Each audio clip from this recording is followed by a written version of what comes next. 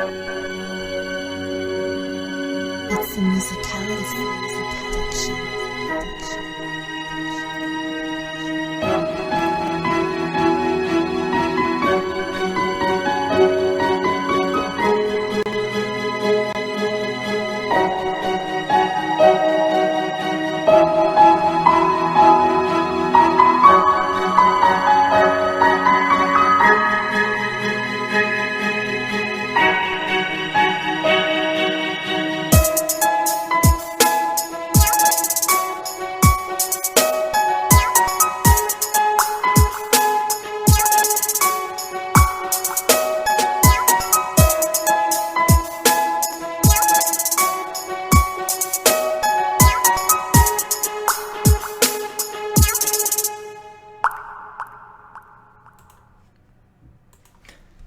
Hello and welcome to this week's episode of the Esoteric Podcast. Hello everyone, I am as always T.J.Bunker. With me as always is Wesley, otherwise known as Demosai. Unfortunately this week RJ was unable to join us. He has some family things going on. I don't have those family things ever, so I can always be here, but RJ has himself a wife and kid and that sort of stuff, so he's busy this week. Yeah. But as we talked about last week, this week we are going to be covering Evoland 2 and Warcraft. Warcraft is not going to be as exciting as it should have been. RJ loves that show. I loathe that movie. Unfortunately, RJ is not going to be here to defend it, so it's just going to be me bashing on it for, hours. I spent the whole week thinking of insults for this movie. As always, you can, of course, find us over on Twitter, at the Esoteric Pod. You can find us over on YouTube. We are the Esoteric Podcast. We put up what are supposed to be edited versions. We've been having some timing difficulties getting our podcasts edited and up. Those are supposed to be like an hour, just the important bits. Unfortunately, we've been at, 2 hours still, just our full Twitch stream.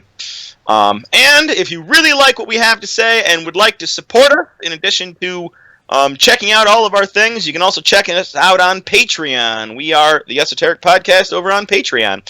Support us. We're still getting that going, but there will be exclusive patron content. We're still new at this, only a couple weeks in. Yeah. This is our 4th episode. Yeah. 4th episode. Yeah. You all know me as Demosai. I do YouTube content, my improvised Let's Plays and my album reviews, and the producer of our intro and outro was Musicality Music. He's an amazing producer. I suggest you check him out. Yeah, so with that, we're going to get right to it this week. We have Evoland 2 is the first thing we are going to talk about. Yeah. Evoland 2, for those of you who have never played it, don't know anything about it, is a role-playing game. It's a sequel to the original Evoland. The original Evoland's conceit was it starts off as a really, really old school, we're talking like 486 RPG adventure, 2 colors, kind of like the Game Boy or old green screen monitors back in the really old PC days. Yeah, very, very limited graphics, very basic pixels and everything. And as you play, you upgrade. You get stuff like that. Evoland 2, because the first one already kind of did the you play through the eras thing, took the concept and made a different story around it. You play in a Game Boy looking right down to the green screen era. And as you travel through time, you also go to 8-bit, not 18-bit, 8-bit, 16-bit, and I'm going to call it modern eras. The graphics are definitely better than you would have gotten on the 32-bit PlayStation original or the N64 even with their 64-bit graphics. Yeah. So yeah, we're going to call that the modern graphics. Yeah. But yeah, as you travel through time. So Wesley, what's your initial impressions of the game? I mean, it was a cute, fun game. I am a bit biased towards the 3D era because for some reason, it must be my system, I'm thinking. My game was dipping between 30 and lower FPS, which was really odd. It made certain bosses super challenging. Yeah, I would imagine. I didn't have any difficulty with my graphics at all. Played smooth, played fine. I don't even know what the minimum graphic requirements are for this game, but I can't imagine they're that high. So if you can't meet them, you might want to invest in a better computer there, Wesley. Yeah. Yeah. No, I enjoyed the game. I have a lot of issues with the game. I'll get into those in a little bit, but for the most part, yeah, I enjoyed the game. It was fun. It was enjoyable. Yeah. The story was engaging, at least until the end, and then it was convoluted and weird. It got batshit crazy. Yeah. But my biggest complaint with the game is that it's kind of like a best of with video game systems. Yeah. And like we're talking there's a whole section where you do turn-based battles, like you would have in classic Final Fantasy RPGs. And it was fine, but due to the fact that you only do it in this one dungeon, it has no depth. You can't expand on it. You can't. It's that little thing, and that one, especially without the depth, got old quickly and did not go away as fast as it probably should have. Yeah. Your main gameplay, especially in the 8 and 16-bit eras, is basically a top-down Zelda action-adventure RPG. Yeah. Except even that didn't really have a lot of depth. You don't get a lot of new abilities. I didn't spend a lot of time looking, but I really don't recall anywhere from the beginning of the game, in the levels I was in, that the new abilities I did unlock by the end of the game, where I was like, oh, right, if I go back to that part, now that I've unlocked this new ability, I remember I can do a thing there. I can get through there. There's going to be a hidden secret. There weren't any of those that I saw. I mean, don't get me wrong, they may have been hidden better, but yeah, there was a lot of hidden stuff. Part of the reason I didn't actually finish the game was because I was mucking around the whole time, like, oh my gosh, there's so much hidden stuff. What can I find?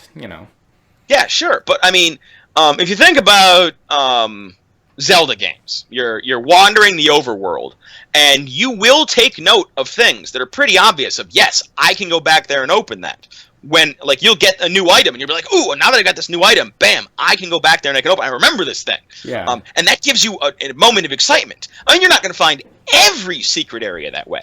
Yeah. But there are enough that are sort of hidden, that are so obvious, that stand out as there's definitely a secret here, I just can't get through. That when you unlock the item that gets you into that section, you immediately go, yes, now I'm going to go back to that spot. You're excited about it.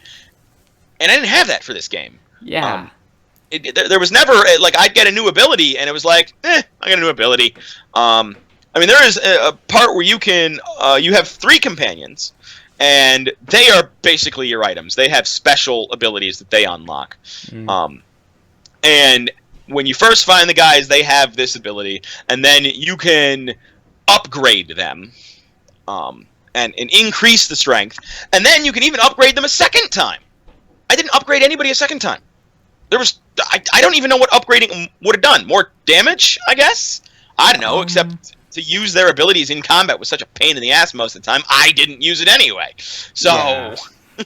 Yeah, I used, at the beginning of the game anyways, I was, at certain points, really dependent on the first girl you meet, Fina, her special ability, but as that continued, I was like, I have no use for you guys. I mean, yeah, Manos, just destroy a block. Good. See you later. Yeah. And then when you run into Velvet, your third companion, she has ice powers. Which I was hanging out with Velvet for, 4 hours of gameplay time before it was even mentioned that her having ice powers should be shocking to anyone. 4 hours after meeting her, there was this line of dialogue where somebody was like, "Oh, so that's where you got your ice powers." I was really wondering, and I was like, "Wait, people just don't have this isn't a thing people can just do? This is a surprise to you people?" Like, she's unique. I thought she was like, the Black Mage from Final Fantasy, Like, okay, not everybody has ice powers, but enough people have that sort of ability that it's not surprising to run into somebody who does. Yeah. Because nobody made a big deal about it. Yeah. I mean, shoot, I wasn't even told she had ice powers. It wasn't for the fact that I knew that switching to her she was going to have special ability. Yeah. I mean, it was going to be, I think, there is a part in the game where you learn she has ice powers, because what her ice powers do, Fina destroys those vines, Minos destroys blocks, Velvet, when you get to bodies of water, occasionally you will see little like swirls in the water. Her ice powers will freeze those into like little ice patches that you can cross on like a bridge. Yeah. That's not revealed until you're hanging out with her for like a half hour or more. That's weird. Yeah, no. But yeah, so in my opinion, you're going through this game, and it is a loving homage to so many other games, so many other systems. I mean, they clearly put heart into all of this. Yeah. But because they are doing an homage to everything, there's no depth in anything. Yeah. There's an endless runner for, 5 minutes out of the game. There's platforming sections, kind of like you'd have in a Zelda 2. Yeah.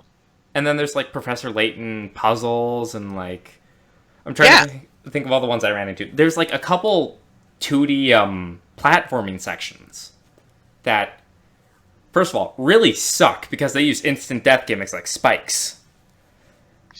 Yeah. Yep.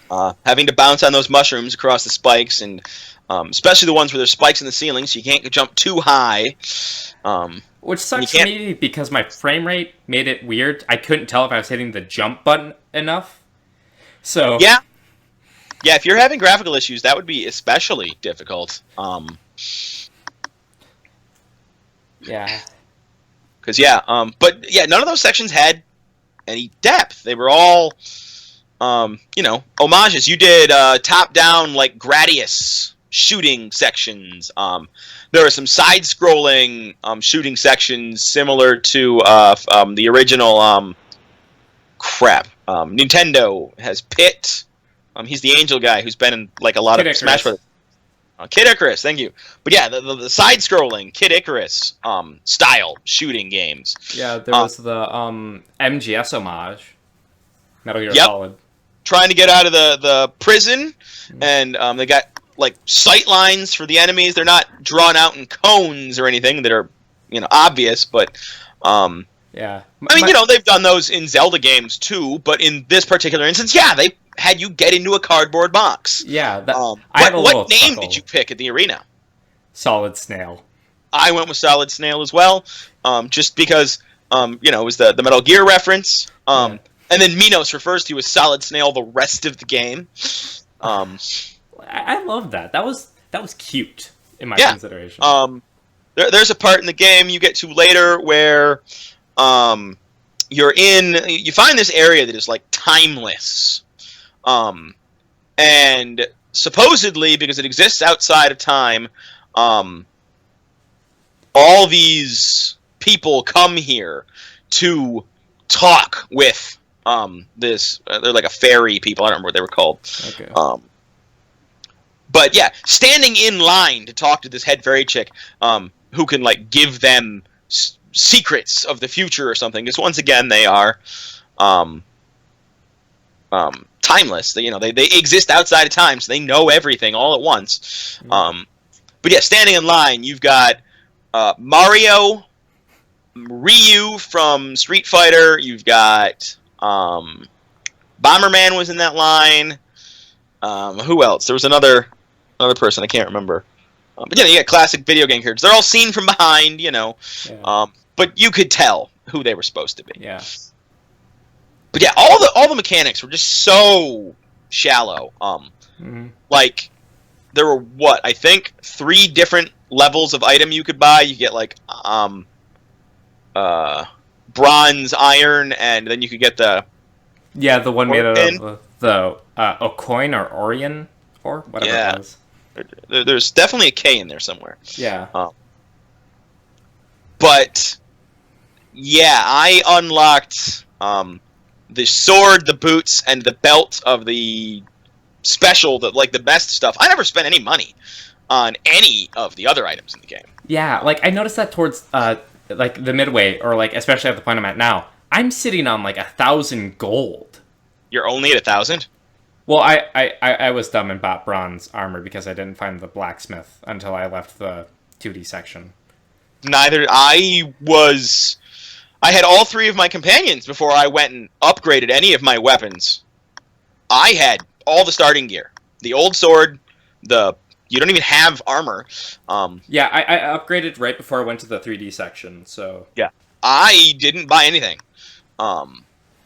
Because it didn't seem like it was useful. I didn't get any, indication as to how much better that was going to make me. B, I knew there was an achievement for getting 9,000 gold, or 9,000 G. So I was like, I'm not spending any money. So yeah, literally, by the end of the game, I maxed out my money. I did nothing special. I did not go grind for money. So yeah, I didn't buy any of that. I simply played through the game, and I had maxed my money out at 9,999 before I got to the final boss. Which reminds me, did you do the maid? Because right before when you recruit Manos and you're running around the Genova town. You've gotta do the jobs for the chick to earn the money to pay off the dude, because the dude takes however much money you have, and 150 except for more. your ones column. So if you had 5,000 G, if you had 5,439 G, he would ask you for 5,340 G, leaving you with 9. Yeah. Then he asks for another 1,500 on top of that, so you have to go do those jobs. Yeah, I did all 3 of those. Yeah, if one of the things I liked about the maid was if you played it right, knocked out the guy, gave the girl the candy, you got a little card and you could go to the I Want to Be a Millionaire club. And you would win automatically. I don't think where's this I Want to Be a Millionaire club? What? It's right across the street from right as you enter the town to the right. It's open. It's only open during the night. Huh. And if you get the guy's lucky charm and give it to the guy, he'll rig the game so you win. Didn't know that. Because I knocked the guy out, and then I opened the safe, and I got the money. I didn't find a safe. Yeah, the girl who's straight ahead of you through the door. Yeah. That's the safe. Yeah, she's standing in front of it. You tell her to move, and you can open the chest behind her. Yeah, I opened that and got his lucky charm. Yeah. No, I opened that, and that's what I did. And then I spread rumors, and I was good. Yeah, didn't know anything about this lucky what's-it thing. Yeah, never did that. So. I mean, but yeah. It for me was nice, so yeah. Yeah. But yeah, there's a fighting game you have to do. It's literally the most basic 2D fighting game ever. There's no combos, no juggling, and because I was using the my PS3 controller, my DualShock 3 to play this. When you set it up, it asks, do you want to use the analog stick? If you say yes, it disables the D-pad.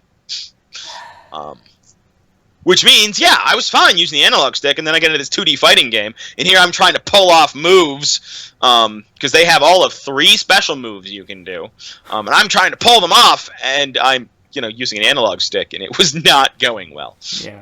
But yeah, so the fighting game, it's very, very basic, and I was still having trouble with it, because I'm using a freaking controller.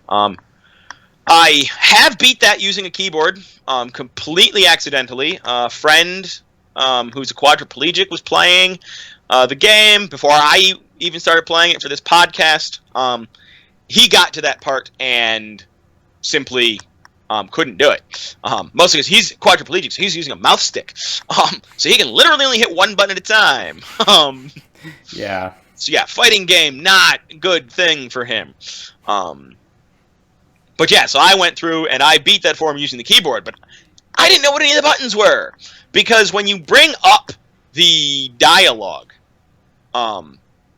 it literally tells you, like, hit down right, telling you to do the little half-moon spin thing from down to right. And then hit, like, punch.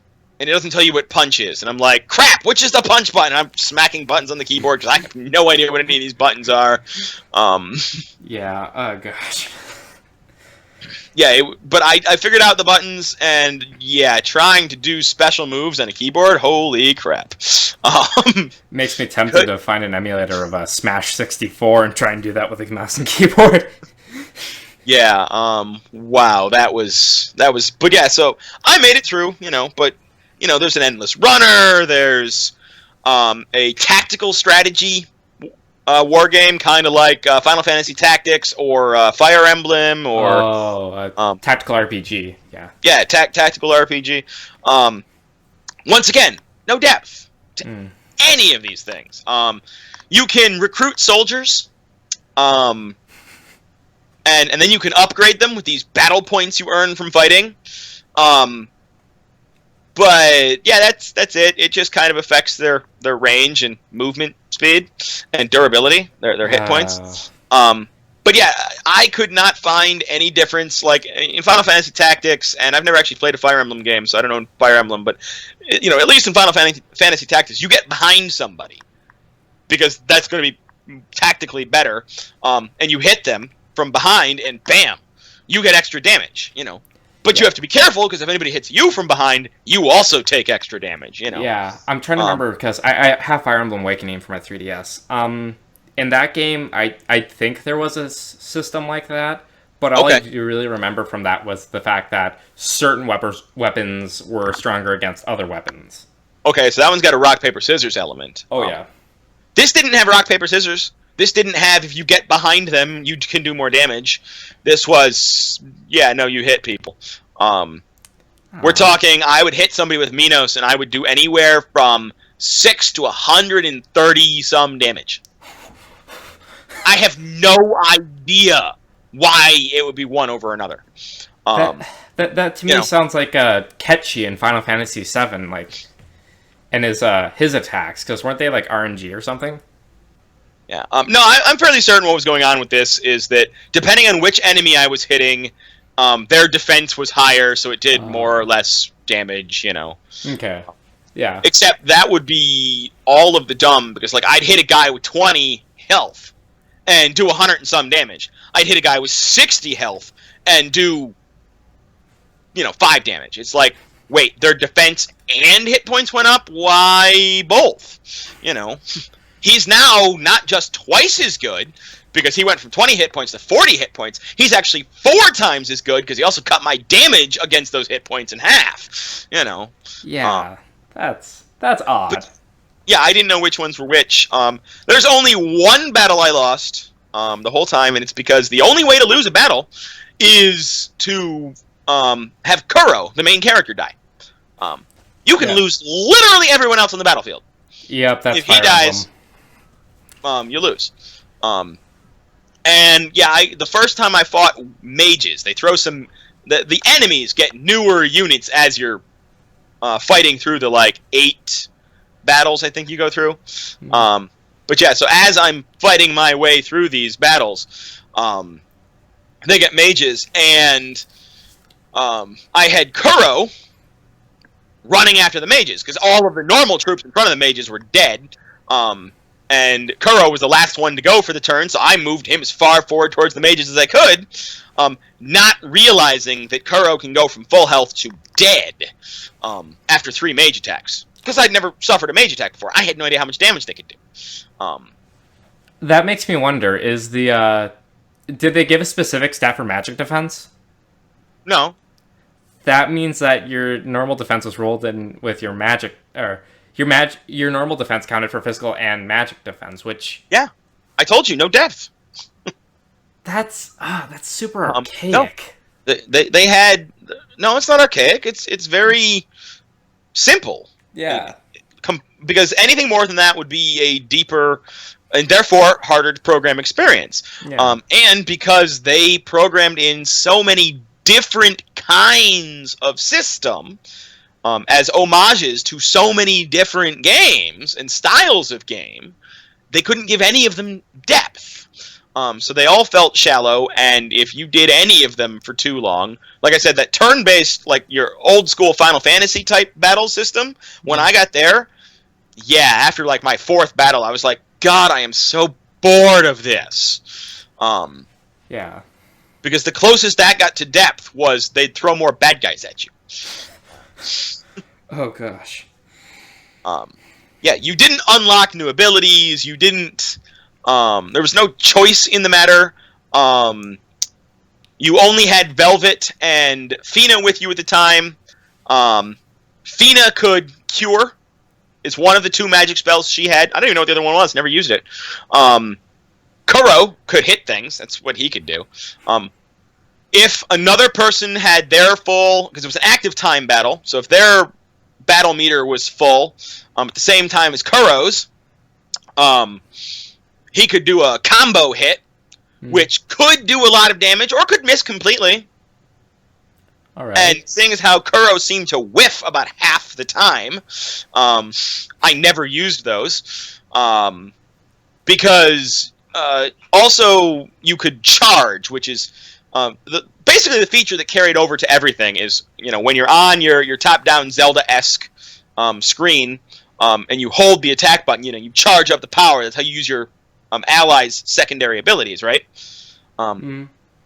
Well, in all of these different battle systems, the strategic RPG battle system, the active time battle system I'm talking about here, all of those, when your characters were individual people that you could control separately, you had a charge option, which would basically charge that up. So you could charge everybody up to level 1. And then if you had access to level 2, you could charge them up to level 2. And if you had access to level 3, which I never did, you could charge them up to level 3. And it would take one turn for each level of charge. And then you could unleash a devastating blast that hit multiple people. So yeah, that's what I did with them. And I'm not going to waste their turn by having Kuro whiff. Like I said, he did that about half the time, near as I can freaking tell. Yeah. Yeah, part of me's glad I got as far as I did now, because hearing that, and also upon how the ending worked, I would have been yelling at certain points. Simply because, like, don't get me wrong, making in-depth programming would be harder on the development team, and I don't know how long Evoland 2 is in development for, but... year and a half, I want to say. I think it was announced after the release of Evoland in 2014, and it came out sometime in 2015, I believe. Wow. Talk about faith in your game. Well, the original one sold pretty well, so they announced a sequel. Yeah, so... because I was already yelling at the game when I got to the part that I stopped at, which was the jumping on mushrooms and spike instant death gimmicks. Oh my gosh. It's alright. Let's stop ragging on the gameplay for a little bit. Let's talk about the story. So, the story of Evoland 2. You wake up in the forest. Or no, you wake up in a bed, excuse me. And you are told by Fina, the first girl you meet, that you were found in the forest and are you don't have any memory.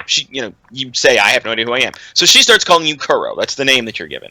Yeah. And then you decide, hey, let's go out to the forest. Maybe you'll get your memory back. So you wander off to the forest. You end up traveling through time from 16-bit era back to 8-bit era. And then you get together with Minos, who's a demon, because up until the 8-bit era here that you're playing in, we're talking like, the last 6 months before this game takes place in the 8-bit era, demons and humans had been living peacefully, and then all of a sudden, the humans start a big war against the demons, and the demons lose.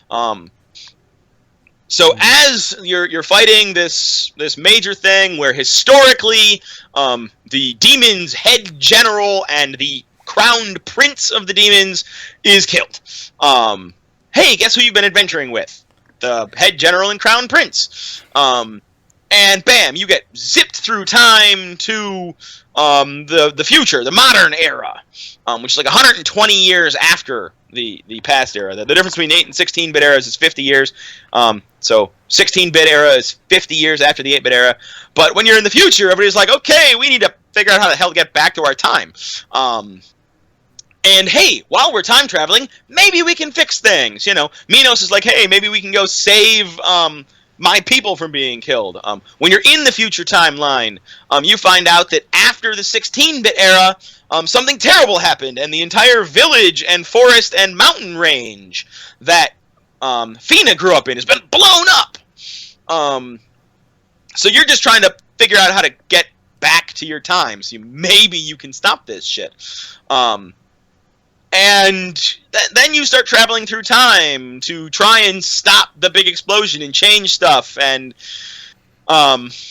spoilers, you find out that time is not... There's not only fate that is preventing you from changing anything. Time is literally a circle. What you know of as the past, these ancient humans who somehow had... made this wonderful technology that no one has ever seen before. Those ancient humans are actually humans from your future. They made a machine to stop the end of time that cycles time back around to the past. So what you think of as the past is actually the future, and time just goes in a big circle. Every event that you have been enduring has happened countless times. There can be no change to it. Even the actions of the person who's trying to change time, who ends up being the final boss, is part of this cycle. And nothing can change, and there is no way out of it. And I could not play through this, especially because they don't mention this. They just let you pick it up on your own, which is both okay and terrible all at the same time. Because they make a big deal of Kuro's memory loss and never talk about it again, other than, mentioning he has it. But it's never like, oh my god, how are we going to get Kuro's memory back? No, nobody cares. Screw it, he has no memory. Just live with that. But they hint at various points in time that Kuro is one of the Magi from the past/future. He is this super evil guy who made the machine that... made the weapon that caused Fina's village to get blown up and turn into a giant crater. But it's never actually mentioned, or never actually explicitly stated. It's just hinted at. And for me anyway, due to the way the subject matter was presented and all of that, it really feels like, some freshman psych major had just learned about, all these cool things like predetermination and must have been stoned while watching a time travel movie or something. Or it's like, oh man, let's combine all this stuff into this thing. And it just seems so very... pedestrian is a word. I don't really like using it, but it's applicable. It's just so very, not deep, just like everything else in the game. All this stuff is hinted at and all this, but there's no depth to it. It's so shallow, even. Yeah. So, yeah, I don't know. What did you think of it? From what I played of the game, I mean... From where I got, it seemed like the game had potential to make it an interesting thing, But hearing from you what's happened and checking out some of the online stuff, there are a million theories on on how it ended and this, that, the other thing, and it seems like they had an original idea. They really did. but then it got beyond their grasp, and they're like, you know what? Let's scrap this really deep idea to make something that's very easy to work with. Yeah, I don't know.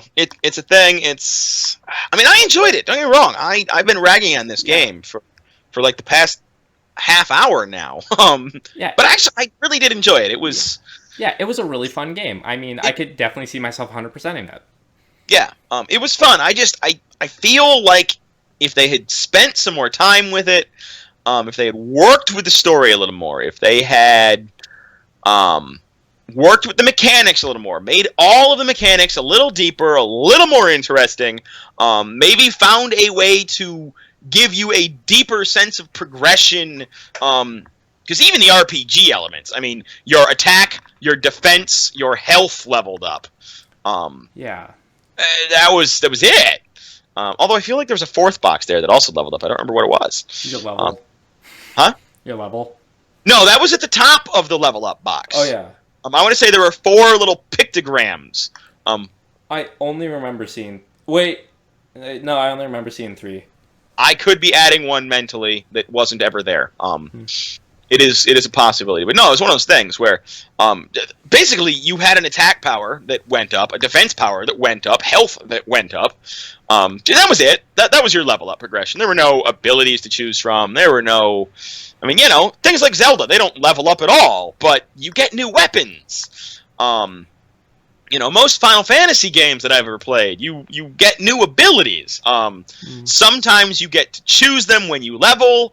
Other times, yes, when you level up, the only thing that changes is your attack stat, your defense stat, and your hit points. But they have job classes you can change between, or maybe they have, weapons that have special abilities you can change between, or something like that. This game does not have any of that. Yeah.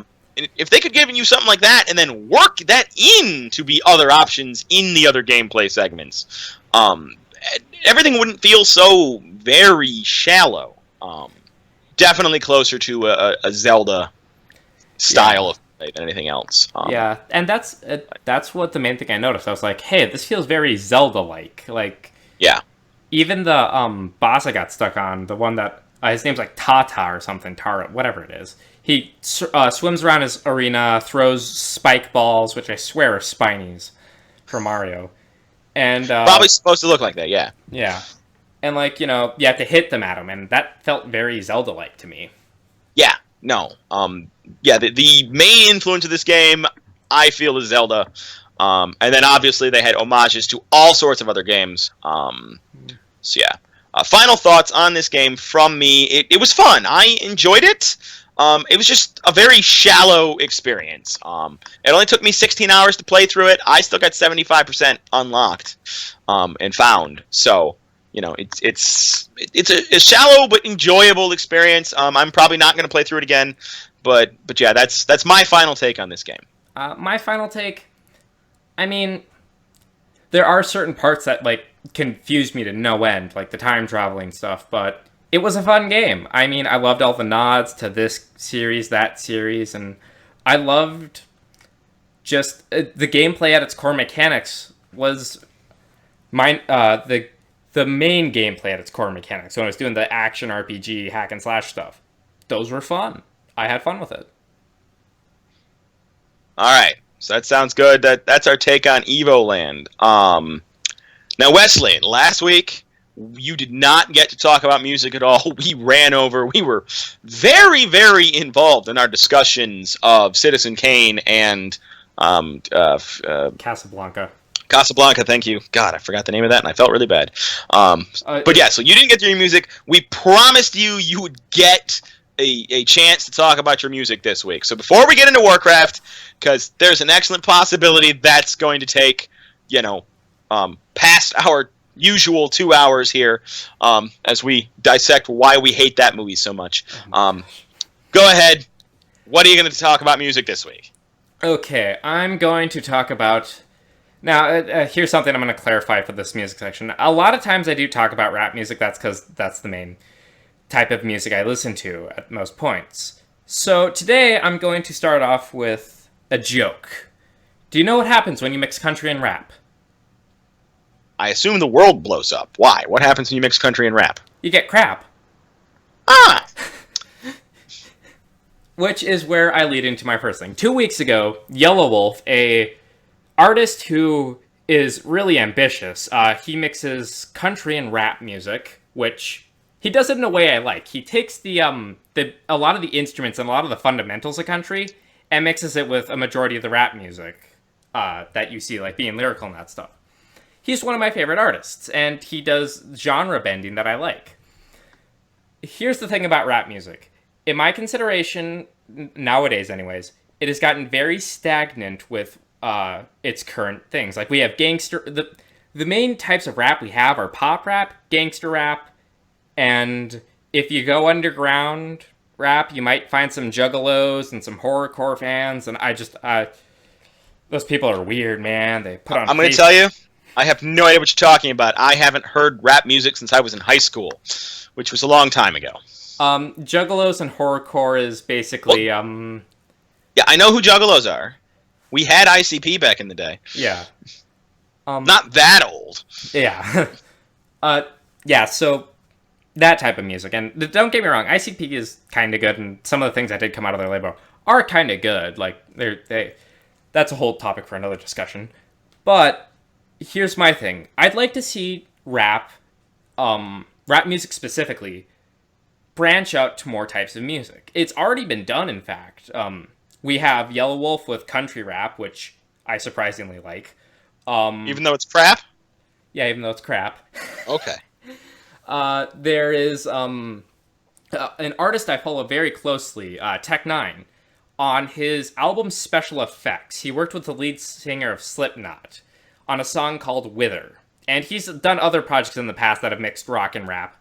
But in the song Wither, he mixed heavy metal with rap. And that was, in my consideration, it was one of the best songs on the CD. Granted, Special Effects is an amazing CD as is.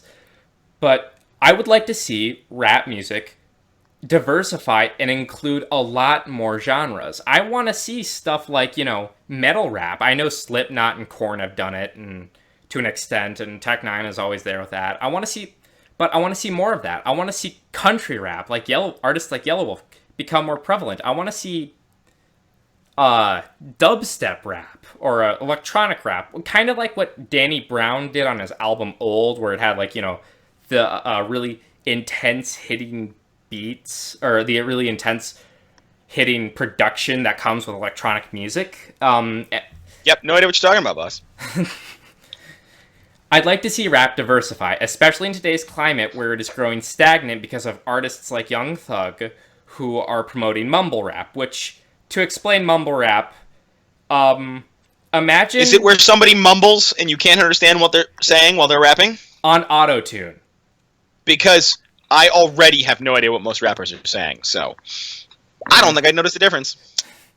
They sound like they're crying on auto-tune. That's the best way I can put it. And... Interesting. Yeah, it's... How about Beethoven rap? I would dig that. Classical rap? That'd be awesome. Okay. And to an extent, it's the artist Tech9 I follow. He diversifies a lot. He does that. He does do music like that a lot too. He does classical rap a lot. Well, he takes beats that have more of a classical feel. He recently did a Warrior Within or Warrior Built MC contest where the whole beat was kind of like a violin going off. It was really fun. A really fun beat. It was... One does not normally associate beats with violins. Yeah. Yeah, which is where I talk about how the underground and independent rap music can really evolve the styles of rap that become popular. Which is why it disappoints me sometimes when I look at the underground scene and everyone's trying to be Future. Oh my gosh, it's bad. Should they be, antisocial? I'm confused here. No, there's an artist named Future. Oh, got it. Don't forget, I'm old. Yeah. I don't know anything about these rap peoples or underground music scene or... Here's my music. I am 33. So I graduated high school in 2001, and some of my favorite music from high school was Foghat and classic AC/DC from like the 80s, and Queen, and things like that. So I'm already old, and my music tastes are even older. So literally have no idea what you're talking about most of the time here. Okay. So just to wrap it up, I'd like to see rap diversify. In this climate, it should really, because, don't get me wrong, I like artists like Designer, who made that song Panda. And to give you basically what Panda was like, the really high intense beat, moderately good lyrics, not on autotune, but the guy does weird things with his voice. It's kind of weird. But, as it stands, rap, I believe, needs to diversify at the current moment because it's grown really stagnant. We can only have so many Lil Waynes, Nicki Minaj's, and Drake's and Futures before someone starts saying, I don't like rap anymore. I'm going to go listen to this type of music or that type of music. And that's really depressing for me because I'm a huge fan of rap. Now, are you sure you can only have so many of a certain thing? Because I'm pretty sure Hollywood movie producers would beg to differ on that point. Yeah. I'm not saying you can't have so many of a thing. I mean, if a specific artist basically copies and pastes another artist's style, people will clamor for that if it's a really good style or whatever. But it grows stagnant at a certain point, and a lot of hardcore hip-hop fans like myself get to a point where we're like, what happened to Tupac and Wu-Tang Clan and them? You don't know what happened to Tupac? Oh, I know what happened to Tupac. I know what happened to Tupac. I meant, I should say, what happened to the styles like Tupac and Notorious B.I.G.? Where did that go? Which is why I see a lot of rap fans turning from the mainstream to independent or underground music. Or rap, I should say. So you don't think mainstream, or you don't think underground rap is diversifying enough yet? It's diversifying. I like the way it's diversifying, but not to the bigger extent it should be. So you want it to be more diverse? Yes. You think underground rap is too mainstream? No, I think underground rap is trying to recapture what we all loved about the styles of Tupac and Notorious B.I.G. And they do. But it's also underground and independent rap. Correction, I shouldn't say no one. You're allowed to be more experimental because, especially with independent rap, you're not bound by a major label saying that you can or can't do this type of song. So your big complaint here is that the natural evolution of music, where what is currently underground eventually becomes mainstream, hasn't happened for a while in rap. Yes. Got it. So there are innovations in the thing, just not in the mainstream, and you want them in the mainstream. Yes. Okay. I think I understand what you're trying to say now. Wasn't real certain there for a little bit. I thought this was the warm-up pitch. The warm-up pitch was the joke. Got it. Okay. Well, you got to tell the bad jokes. I get to tell a bad joke, too. And it'll be in the same style as your bad joke. What is it, or what happens when you mix wine with dinner? What do you get? A winner! Nice. Yeah. So that's my music segment. Yeah. Okay.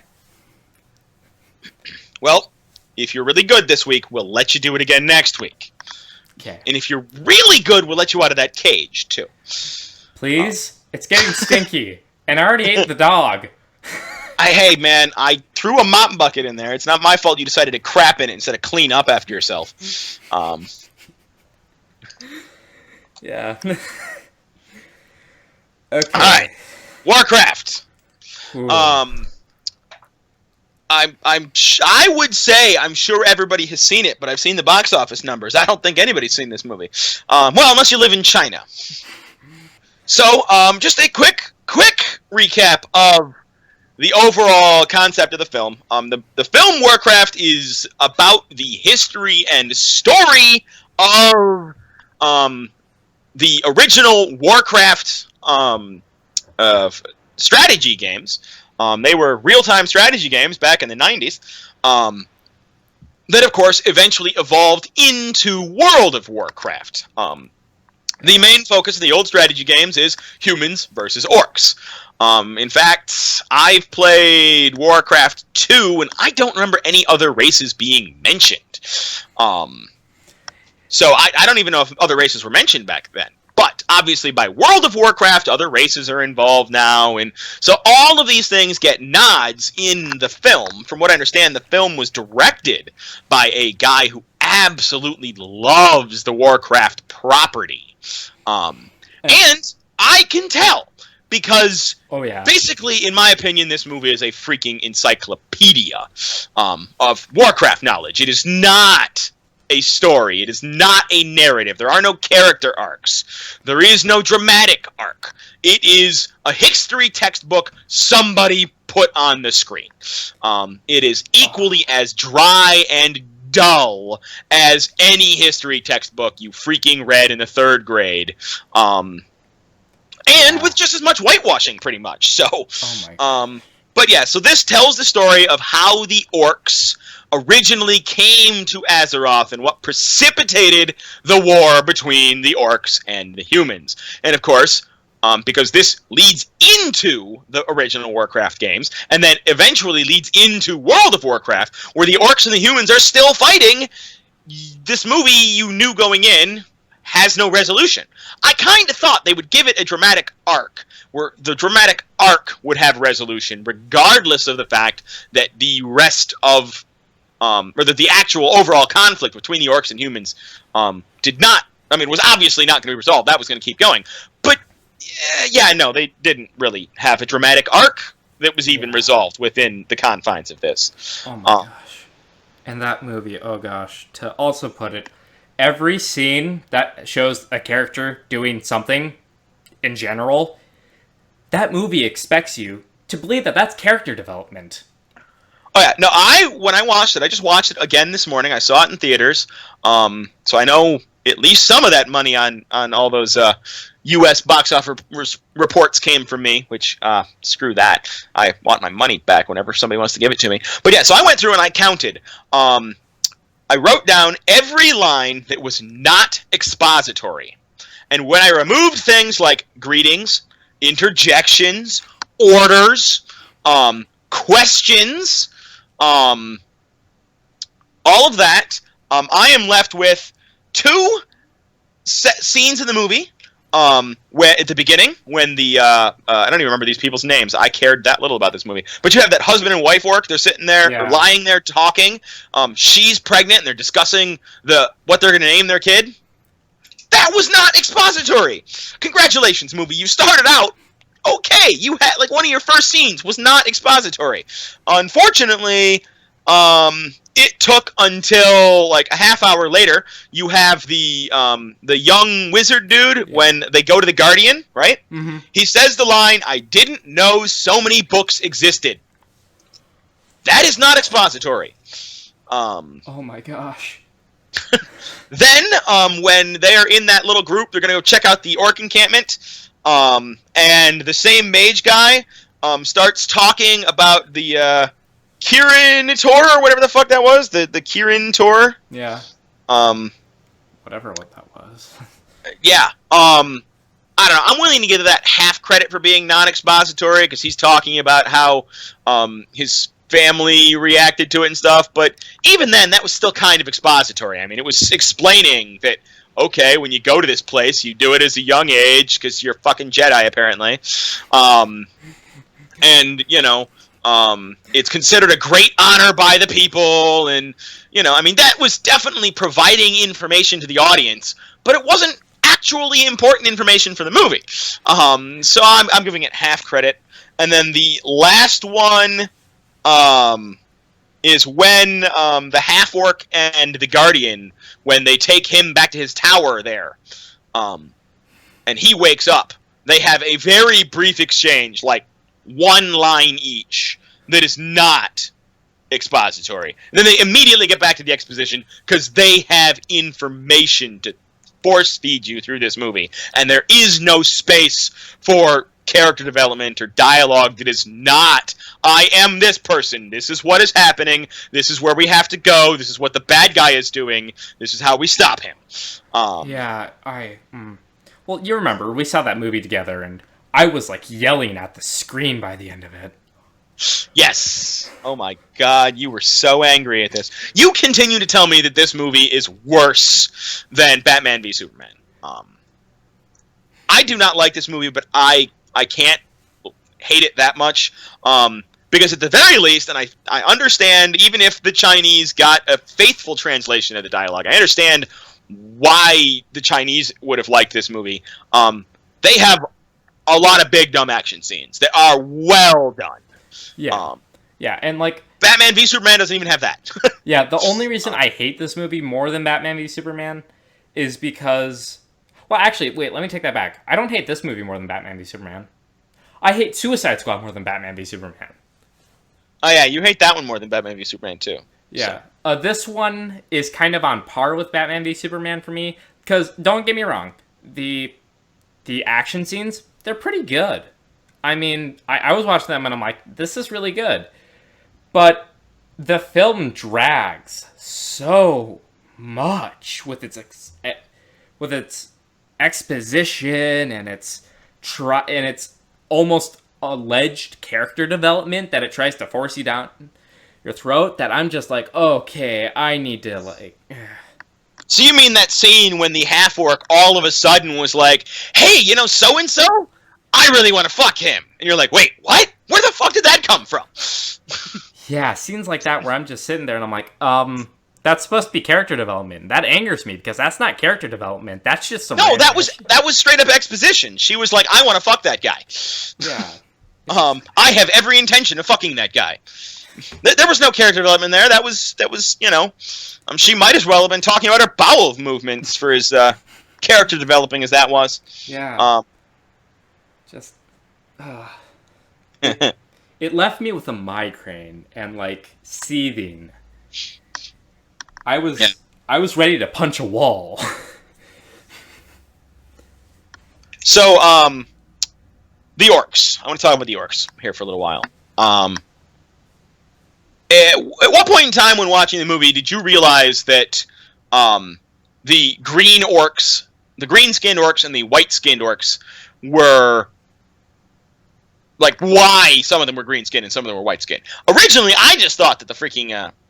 writer, or not writer, but the visual effects guy forgot to paint some people green when they were doing the CGI. That was kind of my thought. My thought through all was like, they must be green because green orcs are more mixed and the whites are more pure, maybe? So, even with all... That's another thing about this movie. There is so much exposition, and yet there are so many unanswered questions.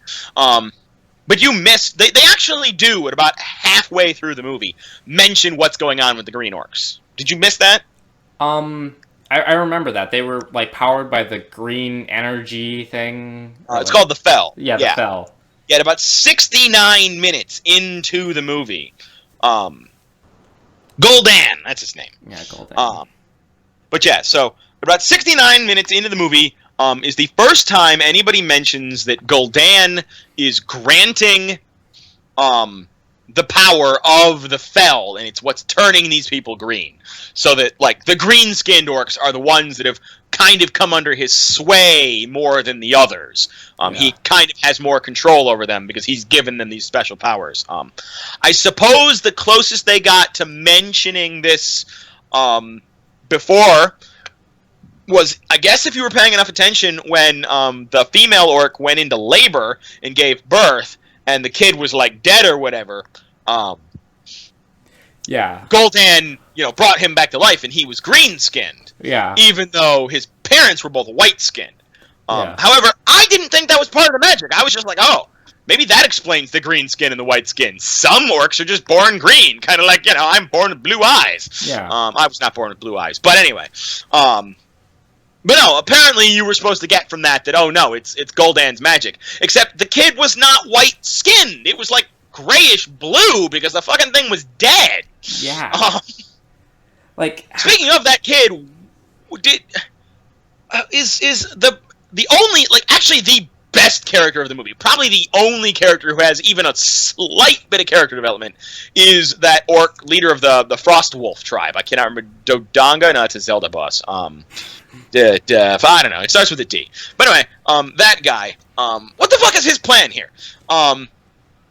He decides that even though the orc's plan is we take a warband through this portal, we raid the place, build a bigger portal, and then we move all the rest of our people through.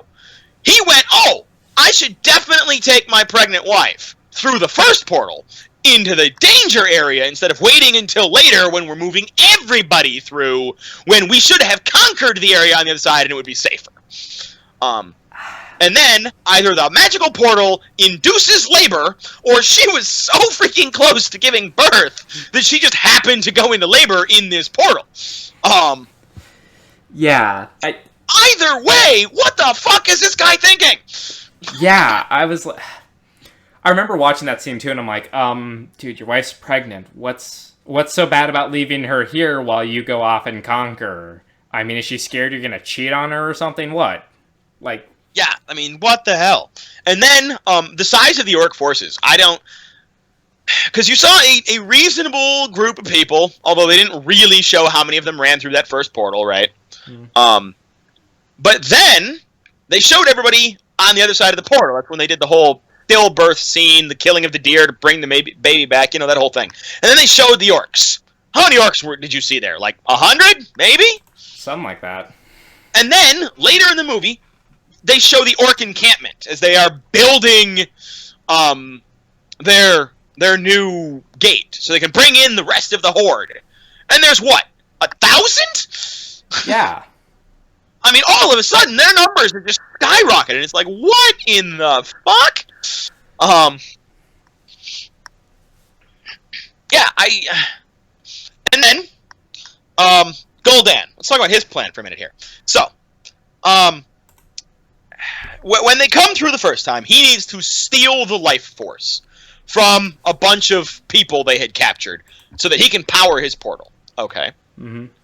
Then they spend the entire first 2/3 of the movie after that going around kidnapping humans and locking them in cages so that they can do the same thing.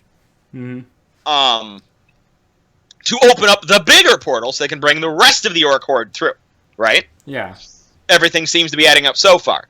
Then, you get to the part where the portal's actually opening, and nobody is sacrificed because the Guardian of Azeroth is the one who's opening the portal from across the freaking realm somewhere that is not ever made clear. Yeah.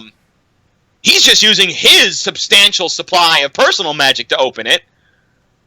Gul'dan did not seem surprised. He did not go, whoa, who's opening my portal? I should be up there sucking life force out of people to open this, and I'm not. He's like, oh my god, I'm late. I should be up there making it look like I'm doing this? I mean, what?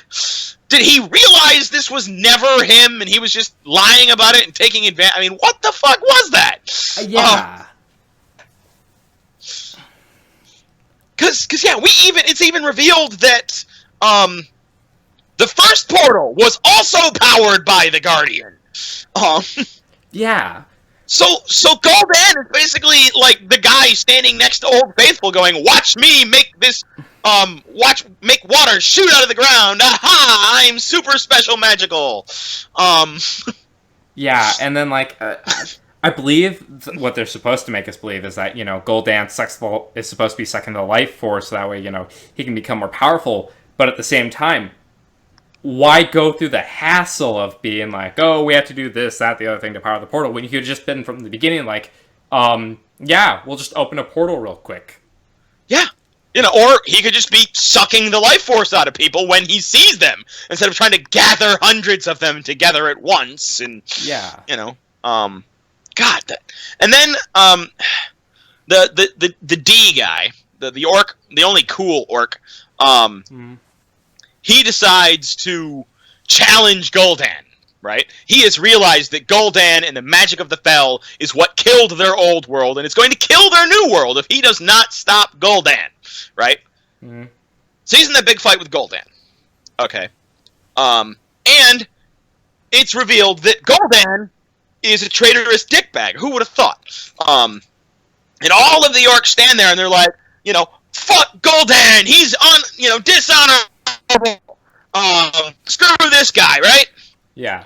So, Gul'dan, they try attacking him, and Gul'dan just quick sucks the life force out of 3 orcs, turns around, blasts a dude who I think was supposed to be important, but his position in the hierarchy was never clear to me. I don't even know what the fuck he was doing. But he gets blasted and turned into, big green Hulk orc. And all the rest of the orcs go, oh yeah, we're just gonna do whatever you say now, because you're a crazy motherfucker, right? Yeah. What I love, doesn't even do anything or say anything to the guy who actually started the rebellion against them. The D dude's friend, I still can't remember that dude, the cool orc. He was the chief of the snow leopard tribe, snow wolf tribe, and his buddy is the one riling everybody up after the chief gets killed by Gul'dan, because Gul'dan's a cheat and a liar and a douchebag. He's left alone. But all the orcs fall into line for, I don't know, a couple hours, and then later in the movie, the big green hulking orc that was just made in the scene I was just talking about gets freaking killed by that human, the guy who was the guard for the king, who somehow flew a griffin from fuck knows where that tower was down to this battle site in, an hour tops. Yeah. Hell of a griffin, I tell you what. But, so he beats the big guy, and Gul'dan's like, quick, murder that guy, don't let him get away. And all the other orcs are like, you have no honor, we're just going to let him go, that's our thing, because we're honorable. It's like, didn't he scare that out of you, a couple hours ago?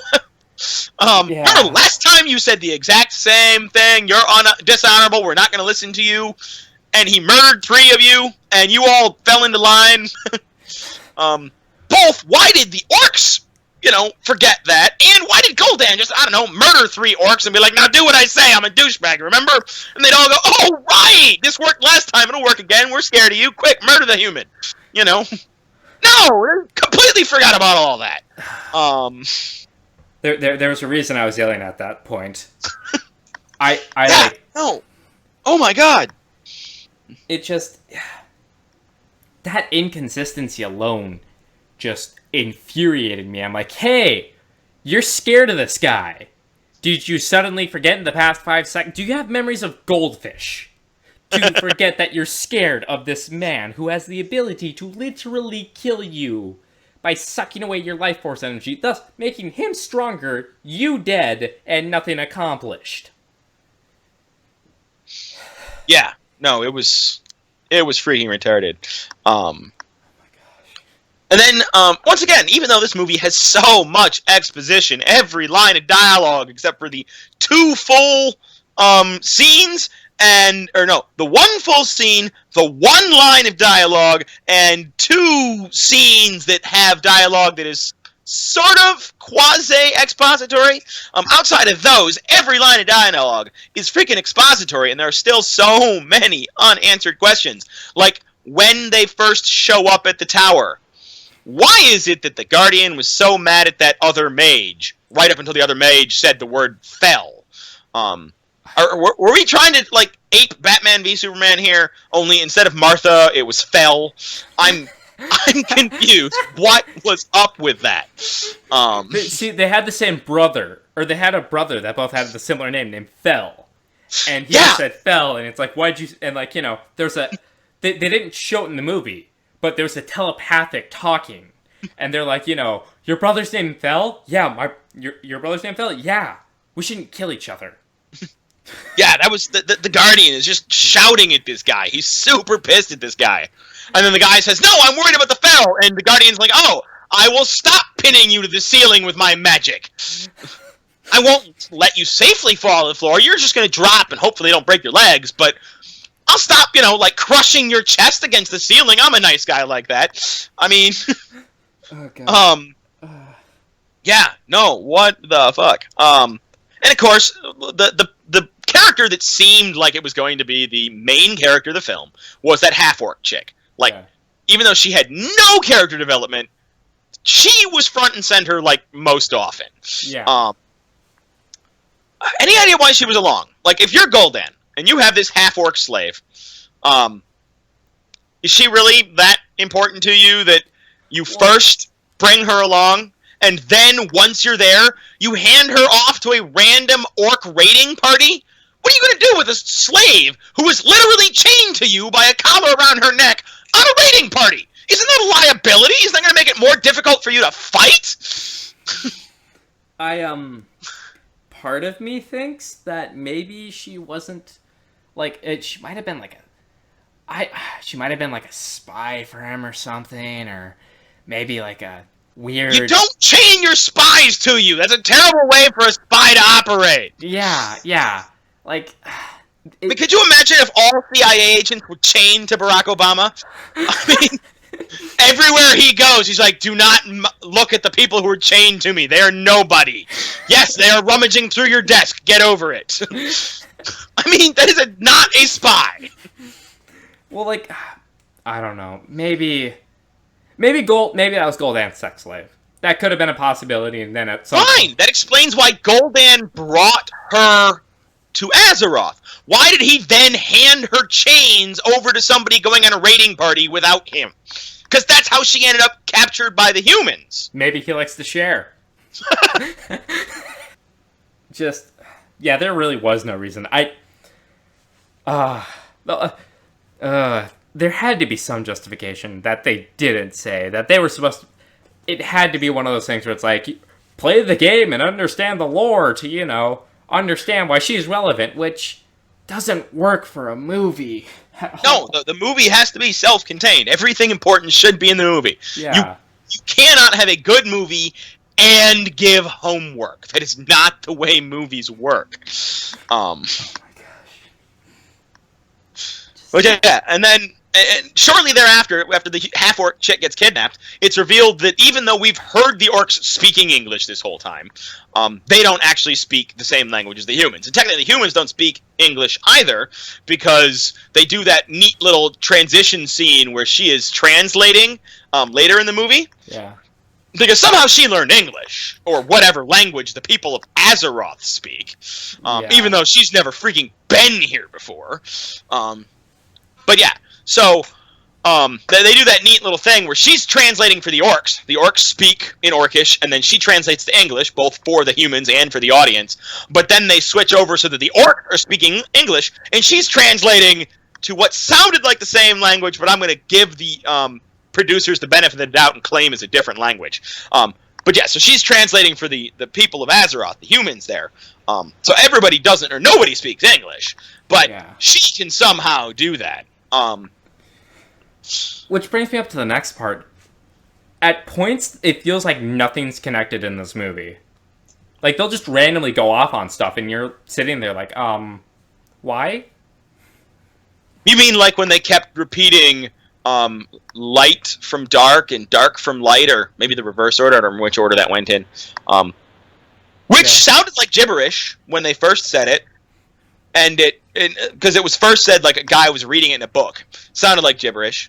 And then somebody like repeated it to him, like as if it was direly important. And it still sounded like gibberish. Yeah.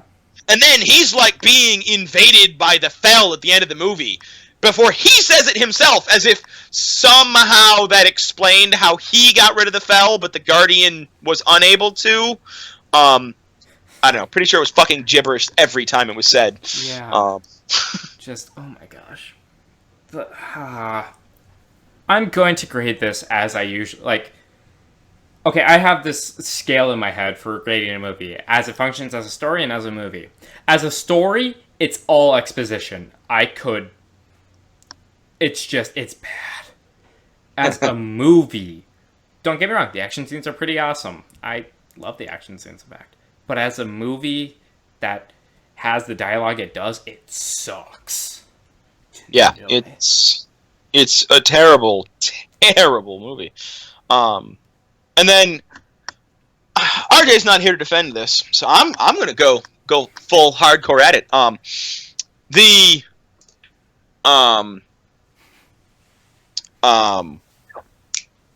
lore. Yeah. I'm gonna go hardcore at just the lore of the universe as presented in this movie. So the opening dialogue you've got that orc who is on a big open field all by himself, and a human who's on a big open field by themselves, and pick up weapons and they charge at each other. And the opening dialogue says, this fight between orcs and humans has been going on for so long that nobody even remembers what started it anymore. Nobody has any ideas what the fuck is going on.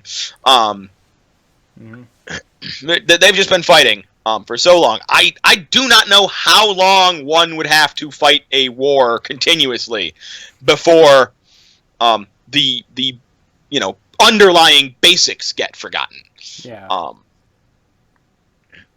I do know that some of the more subtle points get forgotten. I'm sure by the end of the 100 Years' War between England and France, most of why that fight was going on is no longer remembered. Yeah. But, that was probably some petty political bullshit. I don't even remember what sparked the 100 Years' War, but that was probably some petty political bullshit, right? Yeah. This is literally orcs from another plane of existence came through to Azeroth, started kidnapping our people and murdering people and taking over the kingdom. How long before that story gets forgotten? Okay. Now, here's where I'm going with this, okay? They show, in what is supposedly the beginnings of this, that opening scene and theoretically the video games are supposed to have taken place so far into the future that nobody remembers how this fight started, even though it started with a pretty major unforgettable event. Yeah. So, here we are, way, way far into the future. And,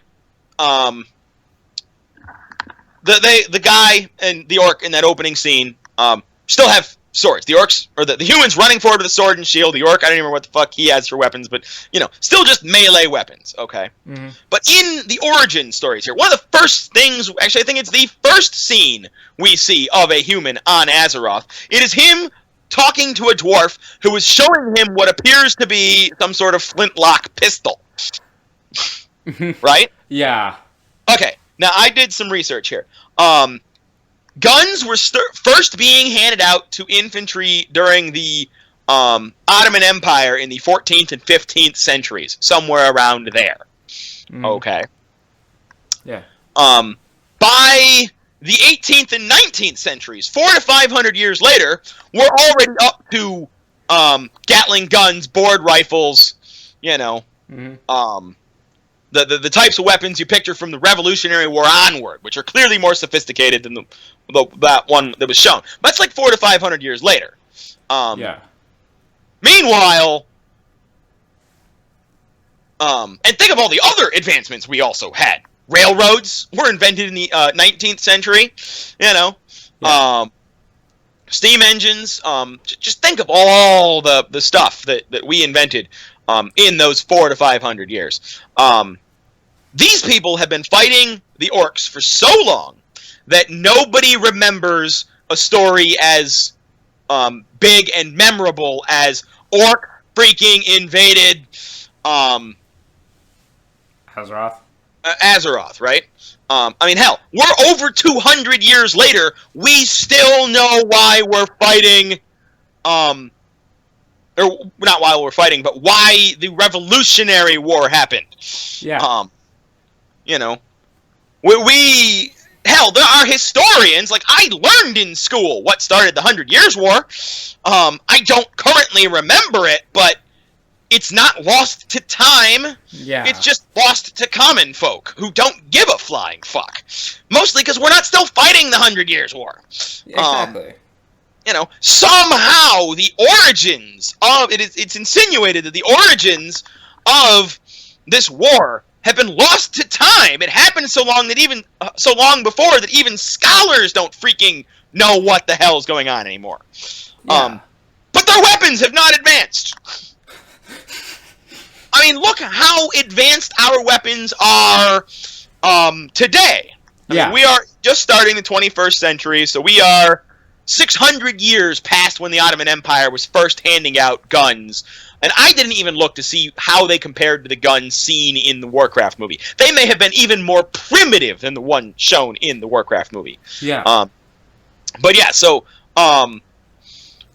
we're talking, 600 years later. Look at we're freaking flying into space. Exactly. And we did not have apparently 600 years of constant warfare, which, history has proven definitely makes you improve your weapons. Exactly. Because that's how you gain advantage over the enemy that you so desperately want to kill. A lot of big advances, not just advances in weapon technology, comes out of weapon programs developed for war. Our entire space program came out of things developed for better ways of launching rockets at people during World War II and World War I. Yeah. Computers were developed because, hey, we need a better way to shoot missiles at our enemies. Yeah. These people have been in near constant warfare long enough they don't even know why they're at war, even though it was a major, major event that everybody should freaking remember. But their technology is still swords. Literally, they haven't advanced. But yeah, the reason that people give for that is, they've been at war the entire time. And because they were at war the entire time, I mean, apparently, when they say at war, they're talking like brink of extinction war. Entire civilizations get completely wiped out every couple of years, therefore resetting technology because, hey, you had to completely relearn everything from scratch again. So I guess the same thing might have happened in Azeroth. Every, 100 years, basically somebody drops nukes over the entire planet, wipes almost everybody out. Those people who are left have to come back, rebuild technology, and, we still hate the orcs. I guess that would also explain why they forgot the history of the orcs, because when you've been basically annihilated, and it would have to be both sides.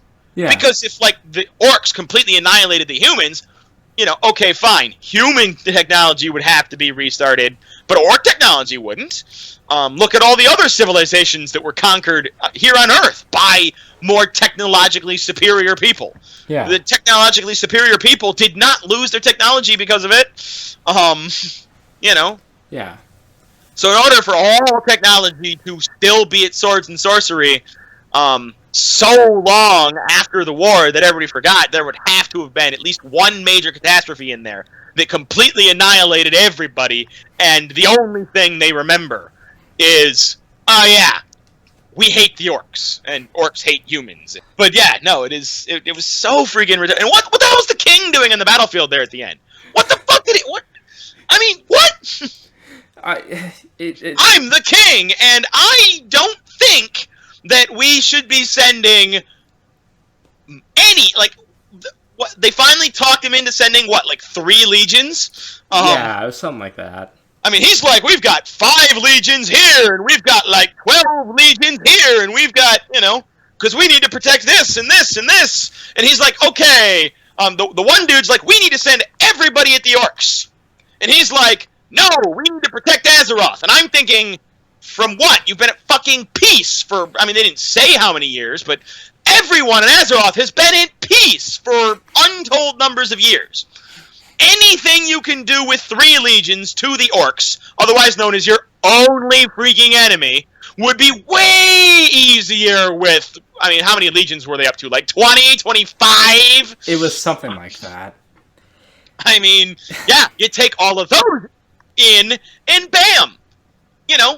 You're going to do well. Sending in, if you think that many legions is going to somehow lose, and therefore leave the kingdom defenseless, right? That means sending 3 is known as a suicide mission. Why does the king accompany them on a suicide mission? Because it's all for his honor, you know. He's trying to prove he's not like the Gul'dan. No, the orcs are all about honor. They're the crazy motherfuckers who are all about honor, unless it's convenient to the plot for them not to be about honor. Right, I got my wires mixed up because every character feels like the same effing character. Come on, the green guys are about honor, and some of the white guys. Fuck, this did get confusing. But yeah, so why did the king go on what is indisputably a suicide mission? What the fuck is he thinking here? Does he not think that losing their monarch, their leader, and, let's face it, all of the high-level people went on this fucking mission, when he died on the suicide mission, which is, you know, basically a given, because it was a suicide mission, what exactly did he think was going to happen to his kingdom? No, we're fine. We've got, like, I don't know, Chip. Chip can be in charge now. That guy in the corner that mops the hallways, yeah, he can be in charge now. Yeah, I mean, what? I just don't understand. What the hell? And then, there they are at the end. What was the king with all of his I want to be stabbed by the half-orc shit? How was that going to bring peace? How was that going to... I mean, he's putting an awful lot of faith in this half-orc chick to be able to sway the orc horde to her side of not hating humans. All based upon the assumption that she stabs him and dies, and then isn't challenged by another orc. We've already proven that other orcs are allowed to challenge their ostensible leaders, and the king wants to be stabbed because that's going to give her enough honor to turn her into a leader, even though she's not actually a very good fighter. How exactly did he see this working out? Alright, you stab me, and then you will be so feared by everyone, no one will ever challenge you again while you try to completely change their way of life and make them give up war. Also, you will somehow be able to control the crazy mage guy. See, here's the thing. The king's omnipotent to the plot because he read the script. Well, in that case, his response should have been, the script says I die. Because nowhere in the script did her becoming this big leader actually lead to peace between orcs and humans. Yeah, no, I mean, Jesus, man, this whole thing. And from what I understand, I've spoke to RJ and a few other frickin' people who absolutely love Warcraft and Warcraft history. There was all sorts of nods to history and what have you. None of it makes the movie any better, because once again, movies shouldn't have homework. Like the Orc Kid. How many times did they have to repeat the line, "You are the son of so-and-so and so-and-so, an unbroken line of orc chieftains"? Until right now, it just broke, because you're clearly not an orc chieftain. We clearly put you in a basket, which is covered in teeth or claws or something for some reason. And then we put you in a river, and you floated down river. You are now chief of the river, I guess. Therefore, it can continue to be an unbroken line of chieftains. Oh my gosh. You know... I mean, what exactly is the fucking point here? I'm sure that orc, I'm sure that they said his name, and I'm sure every single Warcraft fan in the audience creamed their pants. Because they're like, oh my god, that's him! That doesn't make it a good movie! I should not have to do homework to know what the fuck is going on in the movie. But yeah, so, we're getting near to the end of our podcast here, so I'm just going to bottom line it, my opinion on this movie. The visuals, the battles, the CGI, all of that, impressive, good. From what I understand, the director loves the property. As far as video game movies go, it is nice to see somebody who actually likes the property coming in, doing a thing on the movie, doing it well, staying true to the mythos and all of that. From what I understand from all of my friends who like World of Warcraft, like the lore, there are a lot of moments that did not interrupt the movie. That if you missed them, big deal. But if you got them, it was like, aha, here's a little Easter egg for fans. Yeah. That's the sort of thing you rarely see in video game movies. That was in this movie. It did a good job. But the director, was so in love with the property, he forgot to make a good movie. He was so busy doing Warcraft justice that he didn't make a good movie. The movie, in the end, is terrible. It is empty. It is all exposition. There is no narrative arc, no character arcs, no anything outside of how awesome it must be for people who just love this history to see this history on the big screen in full detail. Because once again, it is a beautifully crafted film. Yeah. But just everything about it was so bad. A good reviewer, not a good reviewer of mine, a reviewer that I like, by the name of Movie Bob. Check him out. He does reviews on crap. I forgot. Moviebob.com or moviebob.blogspot.com is his blog. I know that. Then he does them on YouTube for, I don't remember who he's working for now. He just started working for another outlet here not too long ago, whose name I forgot. But right. He did a review of Warcraft back when it was in theaters, and he had this great line. He said that in most video game movies, they don't work because it's like watching someone else play the video game. Warcraft is like watching someone else read the instruction manual. That is a perfect summation of this movie. It is basically somebody reading an encyclopedia and making that into a movie. There is no narrative arcs, no dramatic arcs, nothing to make this a good movie. It is literally a small portion of history thrown on screen, devoid of feelings, devoid of personal attachments. If this movie was made on Azeroth, this is the movie they would show in 5th grade history class. Just as dry and boring. Yes, it is so dry and boring. That's my bottom line for this movie. Wesley. Well, I view this movie on par as bad as Batman v Superman. I mean, the action scenes, they're well done. I will give it that. I won't completely take a dump on this film, but I mean, this movie is just, it's, especially for people who aren't a fan of Warcraft or huge fanboys, it sucks. It's boring, and I could do a speech on physics, an extremely boring speech on physics, and probably have a more involved audience than I was when watching this. Okay, then. That is a pretty large condemnation of the movie there.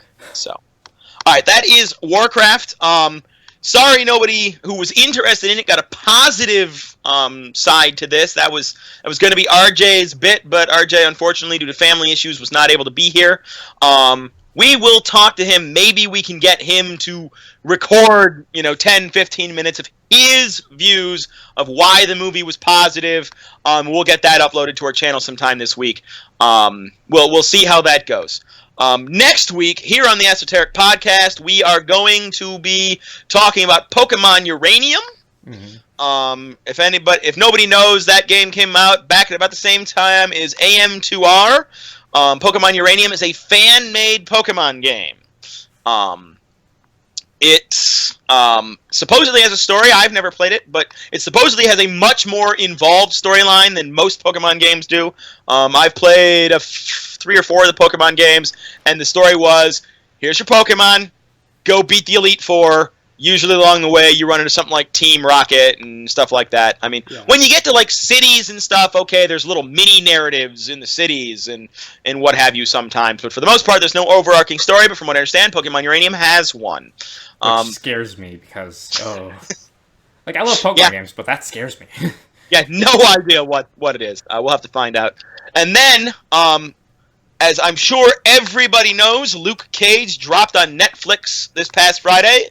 It is being blamed for this past Saturday's Netflix streaming outage. Large numbers of people for 2 to 3 hours had no Netflix streaming access. I was one of them.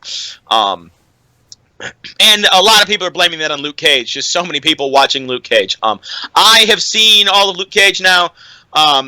It's a fantastic, fantastic show. Also coming out this week on Blu-ray and DVD is X-Men Age of Apocalypse by 20th Century Fox. Because these are both Marvel shows, we're going to combine our opinions of them. Mostly because I loved Luke Cage, I hated X-Men Age of Apocalypse. I am looking forward to comparing them. What did Luke Cage do right? What did X-Men Apocalypse do wrong? Are there things from Luke Cage that Fox could learn to fix their X-Men franchise going forward? Because I hate X-Men Age of Apocalypse. It is a terrible movie. So we're going to spend like an hour or so comparing, contrasting those. See which ones, see who did what best in the Marvel Universe. So that's next week. As always, I am T.J.Bunker. I technically have a Twitter page. I never use it. If you're interested in just having my name show up in your profile, maybe I'll start using it again someday. It is at T.J.Bunker. I am a novelist. I have published The Future Calls, and I keep promising to do a written blog as part of the Esoteric Podcast, and I haven't got around to it yet. Hopefully this week. I still haven't figured out how to use Blogspot yet, so I will figure that out eventually and get a written blog going up, and that will then become a weekly thing. We're also looking to put up more content on the Esoteric Podcast. If you like what we're doing, check out the edited versions of our podcast over on YouTube. Those should only be about an hour long. Of course, we also have the archive here on Twitch for our full streams, if you want to hear everything we had to say. Check us out on Patreon, and check us out on Twitter. If you have suggestions for things you want to see, either in our main podcast or in our other stuff, drop us a line. Send us something on Twitter. Send us something on YouTube. Send us something on Twitch here. We got a whole comment stream that nobody ever uses. Just drop us a line. Tell us what it is you want us to talk about. Yes. I am Wesley, also known as Demosai. I run a YouTube channel. I do improvised Let's Plays on Fridays and album reviews on Mondays, and I'm just general YouTube content creator. The creator of the Tuskgarr, RJ, as a live streamer here on Twitch. He couldn't join us today because of obvious reasons. So but anyways. The intro and outro of today's videos was provided by an artist by the name of Musicality Music. I have worked with him in the past. He's an amazing artist. I suggest you check him out. His link will be in the description of the YouTube video. And we will see you next time.